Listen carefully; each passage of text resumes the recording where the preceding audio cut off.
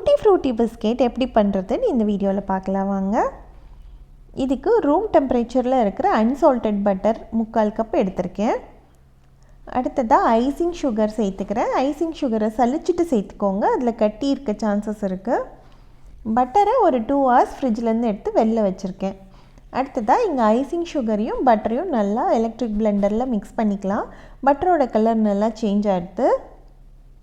அவ்வளோதான், இனிமேல் நம்ம பிளெண்ட் பண்ண வேண்டாம், ஸ்பாச்சுலாவாலே மிக்ஸ் பண்ணிக்கலாம்.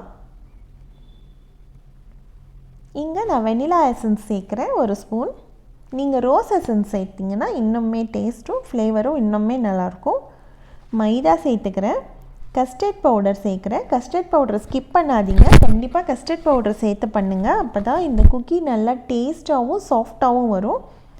அடுத்தது ஏலக்காய் பொடி சேர்த்து நல்லா மிக்ஸ் பண்ணிக்கலாம். இங்கே டூட்டி ஃப்ரூட்டியும் கேஷ்யூவும் எடுத்திருக்கேன். இது ரெண்டும் எவ்வளோ அதிகமாக போடுறீங்களோ அவ்வளோ இந்த குக்கி ரொம்ப நல்லாயிருக்கும். இது நல்லா பிசைஞ்சிக்கலாம். இப்போ உப்பு 1/4 டீஸ்பூன் சேர்த்துக்கிறேன். உப்பும் சேர்த்துட்டு நல்லா மிக்ஸ் பண்ணிக்கோங்க. இதுக்கு தண்ணி பால் எதுவும் சேர்க்கணுன்னு அவசியம் இல்லை. இந்த நம்ம போட்டிருக்கிற பட்டர்லேயே இது நல்லா வந்துடும். மாவு நல்லா இப்போ ரெடி ஆகிடுது. இப்போ இதை நம்ம ஷேப் பண்ணணும்.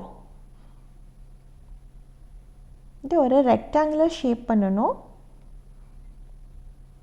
இப்போ நான் அதை 2ஆக பிரிச்சுட்டு ஷேப் பண்ணிக்கிறேன்.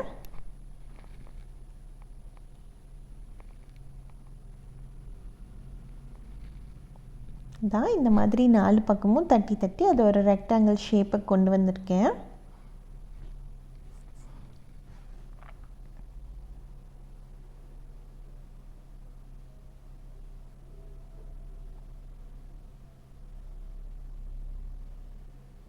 நீங்கள் உங்களுக்கு பிடிச்சமான எந்த ஷேப்பில் வேணாலும் பண்ணிக்கலாம். இந்த குக்கியை நான் ரெக்டாங்கிள் ஷேப்பில் பண்ணியிருக்கேன். நீங்கள் ரவுண்ட் ஷேப்பில் பண்ணிக்கலாம், இல்லை குக்கி கட்டர்லேயும் கட் பண்ணிக்கலாம். இதே மாதிரி 2ஐயும் பண்ணிவிட்டேன். இப்போ ஒரு பார்ச்மெண்ட் பேப்பரில் அதை ரேப் பண்ணி வச்சிடலாம். இதை ஃப்ரிட்ஜில் ஒரு 1 hour கிட்ட அப்படியே வச்சிடலாம்.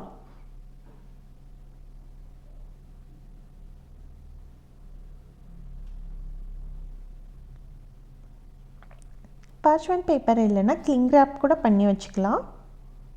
அதுதான் இப்போ நான் ஃப்ரிட்ஜில் இதை ஒரு 1 hour வச்சுட்டு வந்துடுறேன். இப்போ பாருங்கள், 1 hour கழித்து நான் வெளியில் எடுத்திருக்கேன்.